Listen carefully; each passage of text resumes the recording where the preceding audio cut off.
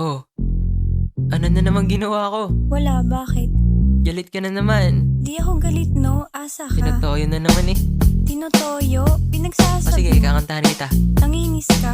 Tinotoyo ka diba? Isa. Alright, here we go. Kapag tinoyo ang babae, biglaan na lang yang galit. Di ganyan kakausapin, parang lagi siyang may mens. Lagot kapag di mo siya sinusuyo pag nagtampo. Pagkagising may babae ka sa panaginip niya tatlo. Mag-sorry ka agad, binikis mo siya ng hard. Tas magsabi ka wag ka nang magalit, please my love. Kapag pikon siya ng sagad, bigyan mo lang ng prize. At syempre hug mo siya tapos ikis mo ang kamay. Pag may toyo pa rin kahit na pinakilig, lagyan mo ng asin, mantika, bawang at betchin. Sabi ko baby